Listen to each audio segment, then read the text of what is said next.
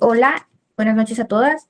En esta exposición vamos a presentar los hallazgos de nuestro trabajo sobre la separación de poderes en Colombia, explicando cómo funciona el modelo presidencialista, las tensiones entre las ramas del poder público y la importancia de los órganos autónomos. Para eso, daremos paso a nuestra compañera Silena, que dará inicio a esta reunión. Muy buenas noches. Bueno, el análisis sobre la separación de poderes en Colombia es un principio formalmente bien establecido, con importantes herramientas normativas, órganos de control y cortes con autoridad constitucional.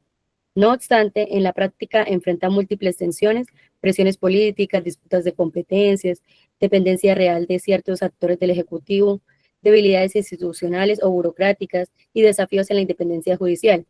Para que la separación de poderes no solo sea una idea, un ideal teórico, sino una realidad vivida, se necesita no solo mantener las normas, sino fortalecer las instituciones, asegurar independencia operativa, buenos procedimientos y sobre todo una ciudadanía que esté alerta y exija que estos principios se cumplan.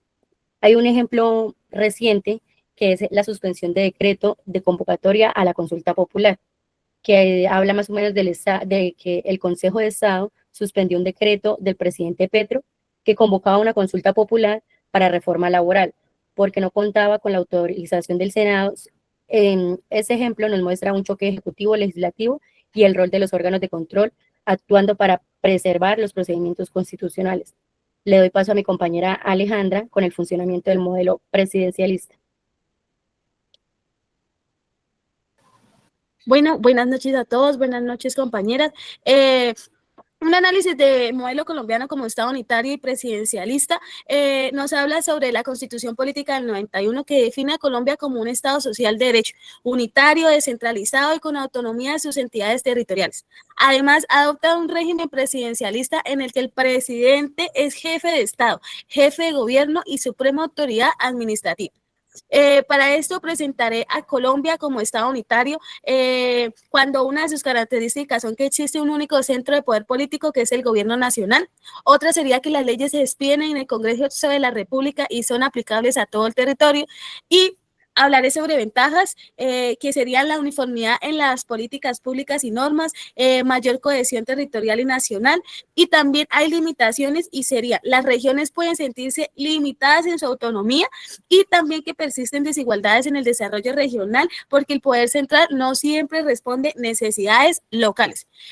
También presentaré a Colombia como un Estado presidencialista y en una de sus características es que el Ejecutivo tiene un papel protagónico en la política pública y la dirección del país. El presidente es elegido de manera directa por voto popular, lo que le otorga legitimidad democrática.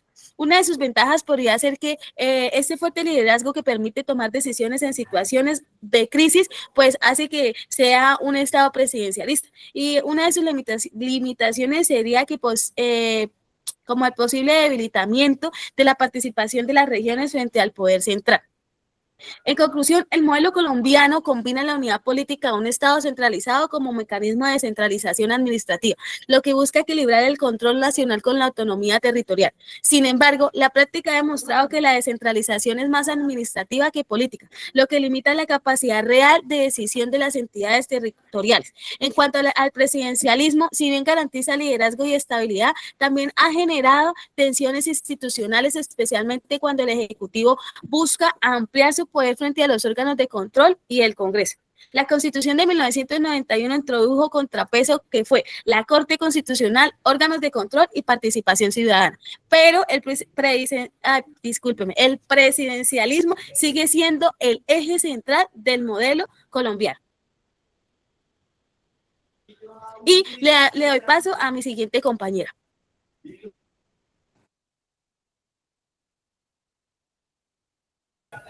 Loren, creo que no se te está escuchando. Gracias.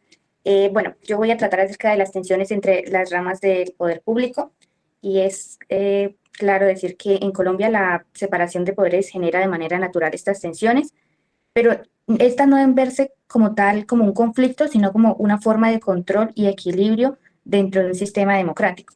Por ejemplo, entre la rama ejecutiva y la rama legislativa suelen presentarse unos choques cuando el presidente objeta leyes aprobadas por el Congreso o cuando se utilizan mecanismos como la moción de censura contra los ministros, Otro ejemplo es que entre el Ejecutivo y la rama judicial se generan tensiones, especialmente cuando la Corte Constitucional declara inaexequibles decretos o leyes promovidas por el gobierno.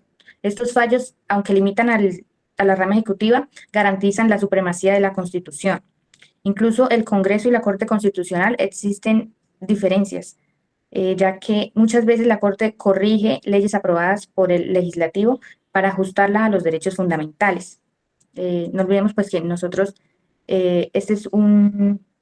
Colombia es un Estado social de derecho, donde lo que prima es proteger los derechos fundamentales de las personas.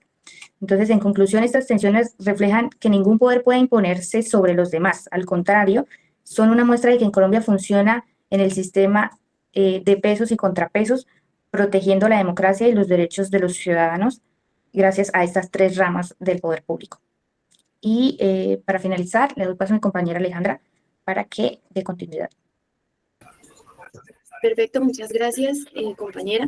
Yo en este caso pues voy a enfatizar sobre la relevancia de los órganos autónomos en nuestro país Colombia, que radica principalmente en que son instituciones creadas por la Constitución de 1991 que garantiza el equilibrio de los poderes, como la transparencia y la protección de los derechos fundamentales. Estas no dependen directamente de las ramas clásicas del poder público, en este caso hablamos de la rama ejecutiva, legislativa y judicial, lo que les otorga independencia y capacidad de control. En este caso les voy a dar algunos puntos clave sobre su importancia. La primera es que garantiza imparcialidad y autonomía. ¿Qué quiere decir esto? Que al no estar subordinados a ningún poder político, pueden actuar con mayor independencia en la toma de decisiones y en la vigilancia del Estado. Adicionalmente, refuerzan el control del poder público. ¿Qué quiere decir esto? Que actúan como contrapeso frente a posibles abusos de las ramas tradicionales del poder. Un ejemplo de esto es la Procuraduría, la Contraloría, que la Contraloría es la que vigila el uso correcto de los recursos y la conducta de nuestros funcionarios públicos. Adicionalmente, protegen los derechos de los ciudadanos. ¿Qué quiere decir esto? Que son órganos como la Defensoría del Pueblo o la Registraduría que aseguran el respeto de los derechos humanos y la participación, o bueno, que se dé una participación democrática. Adicionalmente, también contribuyen a la transparencia y la confianza pública, por lo cual su independencia fortalece la credibilidad institucional, pues su función es servir al interés general y no a intereses políticos. Por último, para dar algunos ejemplos de órganos autónomos en Colombia, tenemos al Banco de la República, que es el que maneja la política monetaria del país, la Registraduría Nacional del Estado Civil, que es la que nos da la identificación en los procesos electorales, el Consejo Nacional Electoral, que es la organización y control electoral, y, Ministerio Público, como la Procuraduría General, la Defensoría del Pueblo, las personerías, que son aquellos agentes que nos dan control disciplinario y la defensa de nuestros derechos, y, por último, la Contraloría de la República, que es la que da control fiscal. En conclusión, para concluir los órganos autónomos en Colombia, se dice que son fundamentales porque fortalecen la democracia, aseguran la transparencia en el ejercicio del poder y garantizan que los derechos de los ciudadanos estén protegidos más allá de las dinámicas políticas de los gobiernos.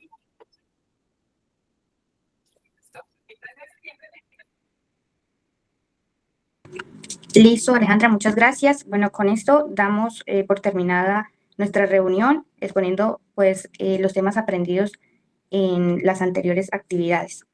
Entonces, muchas gracias a todas por su participación, por su colaboración también en los trabajos que se presentaron anteriormente. Y con esto damos por terminado. Muchas gracias. Muchísimas gracias, Angie. Gracias, Mayra. Gracias, Melissa. Muchas gracias. Gracias.